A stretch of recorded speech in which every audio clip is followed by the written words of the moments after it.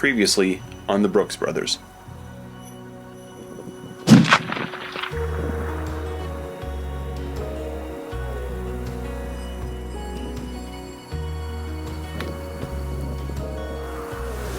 luck. Yeah, thanks. Good luck packing with the llamas. Alright, I'm gonna take off. Alright, see ya. See you guys tonight. Yeah. Hope to find something big. Yeah.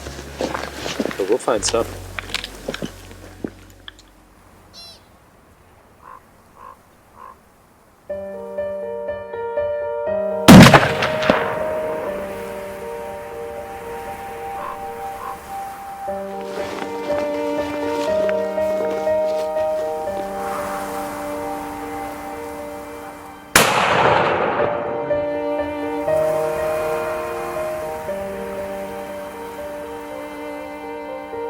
It's a little squally out right now. Went from like sunny to a whiteout. And it'll be back sunny again here in a minute. Kurtis, check this out. 99. Yeah, see those rocks? Yeah, that pine tree. Yeah. Okay. I'll go with you. Not that I need a rifle. What's that? Well, I'll take a rifle just in case there's another one. There probably is, and it's the same noise. Who knows? But, yeah. So, these deer that Brian and Brad were chasing earlier. Oh, shoot. Here he comes. He's coming down this way. So, I look up the hill thinking I'm looking at a deer butt. And I was just saying, there's patches of snow that I keep glassing. And it's always snow. I look up at a patch of snow, and there's a stinking 4x4 standing up here. And we haven't even left Brad's kill site yet. He's going to the left. Yeah.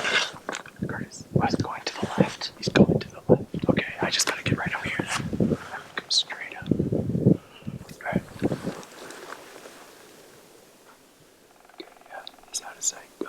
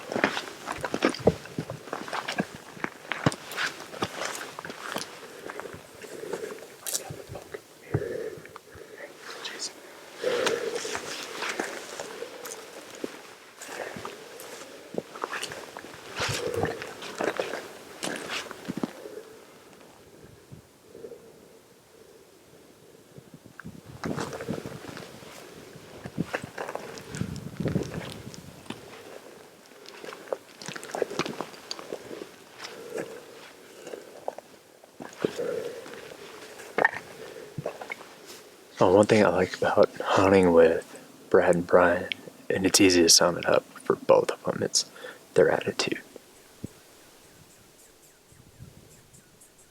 We've all been hunting long enough that if there's a certain mindset that you have to maintain, and when you have these long days not seeing anything, you have to go out the next day or the next 10 minutes later with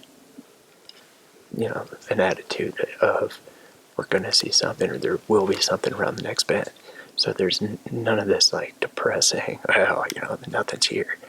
So they both have the same great attitude about, just being out here hunting.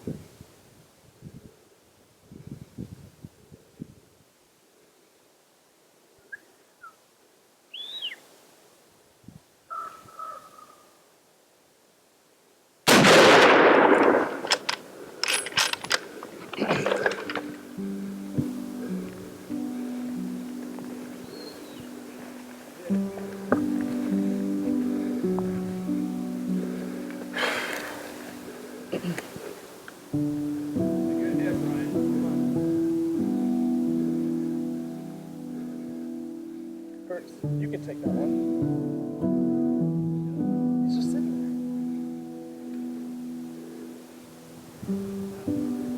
there. Good. Got one.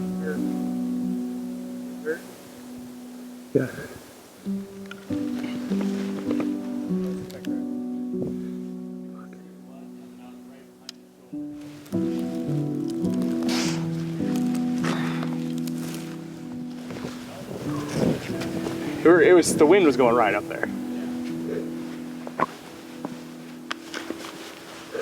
Did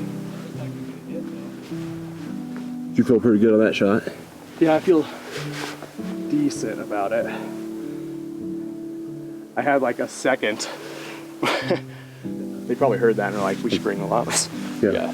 I'm guessing that's probably what they heard, or what they're thinking. They can't be out of this canyon yet.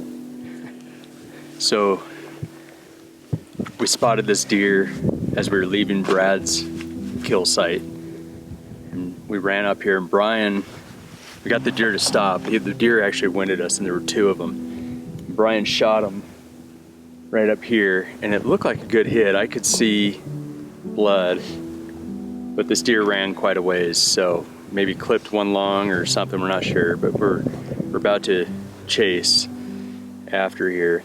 Deer's, it's been what, 15 minutes probably, 20 minutes? So what Brian's gonna do is we're gonna stay here where Brian shot from. Brian's gonna go up where the deer was standing when he shot, and we're gonna try to catch the blood trail there. It looked like a good hit. It looked like he was going down hard actually, and then all of a sudden he just caught this side hill and just took off. But I've seen Chucker do that too, where you shoot one and all of a sudden they just lock up and then they just fold up. So hopefully he's folded up just over the rise. We'll see. Yeah, track some blood, get on it. Yeah.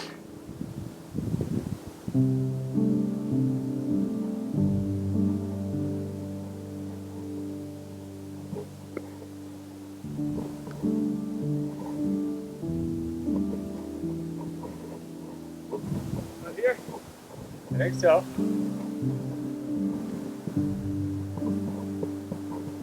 Maybe up a little higher. Grabbing a snack before we head back up. When we were headed down, there was a very loud bang not too long after we left my deer. So I think Kurtis and Brian killed something, or at least shot at it and scared it. So I'm gonna take all 3 llamas, because even though I don't need them, I have a feeling that there's 2 dead deer up on that mountainside, and we might need to help them out a bit. So real curious to see what happened. Kind of wonder if that buck that Brian and I saw this morning, the bigger one, wasn't bedded up above where I shot mine, because it was only a few hundred yards away and he just hung tight. I don't know, maybe it was a different buck. All I know is one of them shot, so hopefully they got something. Yeah, go under it. Gotta go under it, buddy. Come here. Come on, Bridger. Let's go. Let's go. There. I'm gonna put you in back. See. Key to good llama wrangling is understanding their personality quirks. Bridger over here, he's a little jumpy and a little spooky. He's not sure about everybody, huh? Chico over here, she's a solid llama. Nothing phases him. Then we got Lance. There you go, buddy.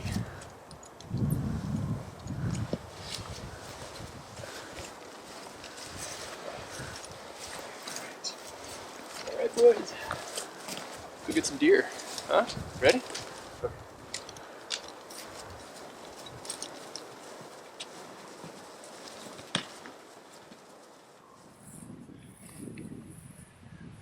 Did you say there was blood right here? Another one on the ground right here. There's more here.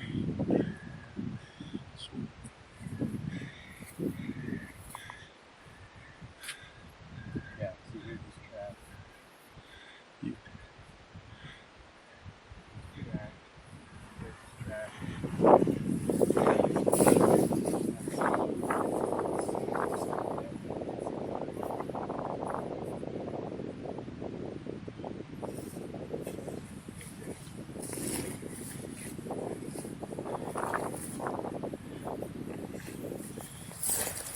Drop down right there. You kind of side hill Stay from. on that running track. I think he's right in here somewhere. Big trap. Is that it? This Well, is before right you go through. up it too far ahead, just make sure we're looking in the right spot. Oh, I'm trying to look for some. Here it is, right here. I'm on it. And there's blood right there. He went right through here. See this right here, Brian? That's yeah. There's blood right there. Down there on that rock. He slowed down right here too. Yeah, look at this. Speck.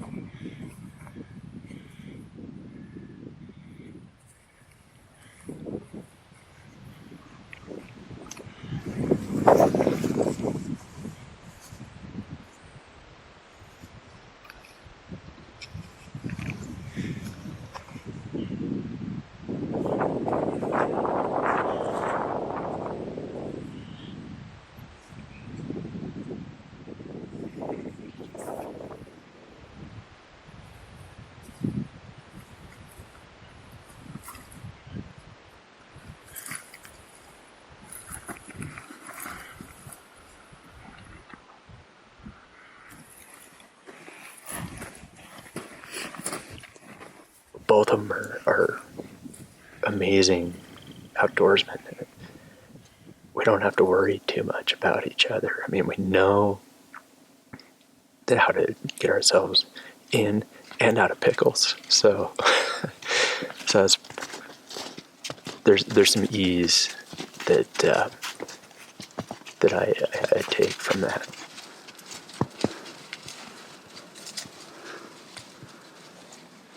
Got my crew here with me. Lance, Chico, and Bridger.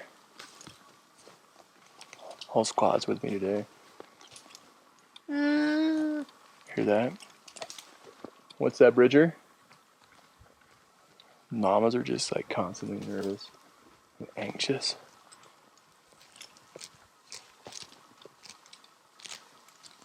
Quirky animals, but I love them. You hear that, Bridger? From a boy. He gets it. He totally gets it. A little bit further, and we're to the deer. I'll see if Brian shot anything, or Kurtis, or somebody else.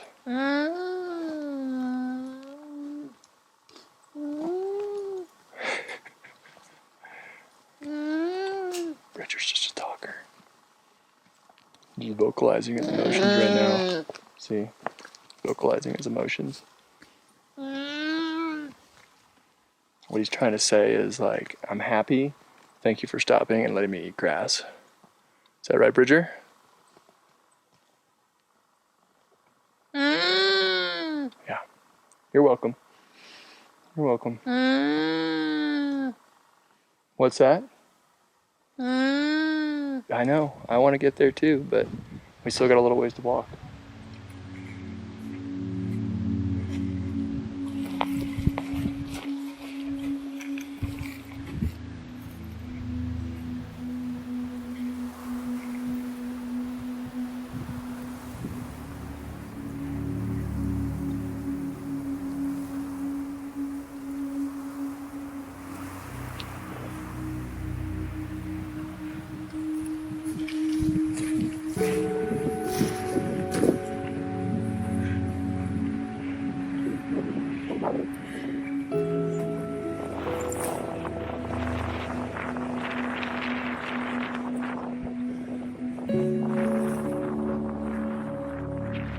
We're getting the llamas packed up with my meat here, and I got found a love letter from my brothers in the mouth of my deer that says, "Brian shot buck, head to the rock outcrop towards camp, stay at elevation," and it has 3 hearts on it.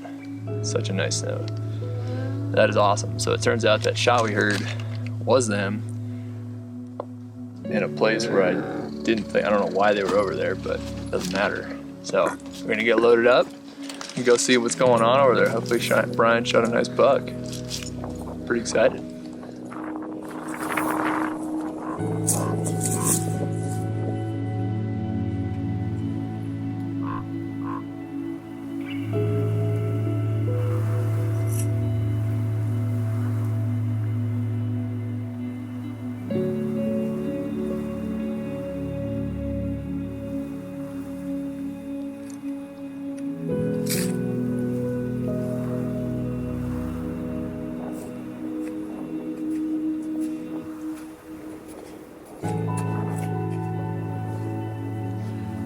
So we shot that deer, and we've been following his blood trail for a very long time. Lost it a few times here and there, and then we found his tracks. And every time he goes through snow, he's losing blood on either side of his body. But we finally got to this patch of ground where we saw the last hoof print in the mud or dirt, and then it's just grass. And we haven't seen any blood. And so what we're gonna do, the trail we hiked in on is just over this knob. Kurtis is gonna walk down that ridge. If he sees him, he might bust him towards us. And we're gonna walk this way. And camp is like right there. So the whole time, the deer has not gained any elevation. It's hard to think that he's gone anywhere else except for down. So maybe if we split up and then converge, we'll see something hopping through the woods or pick up the blood trail again.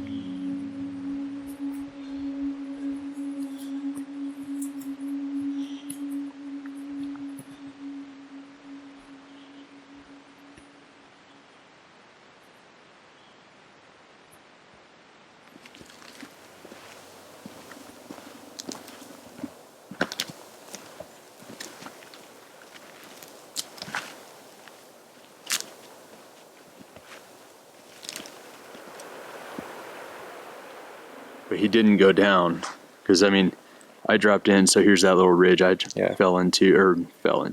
walked into, and there was nothing in there. Yeah, when we started walking, we got to this flat spot, and then we looked over into this gulch area over here. It was open, but I think, just looking at the topography,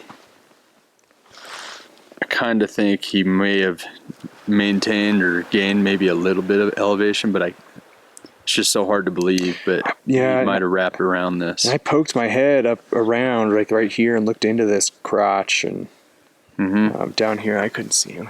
Did you wait long? Yeah. Yeah, we thought about that.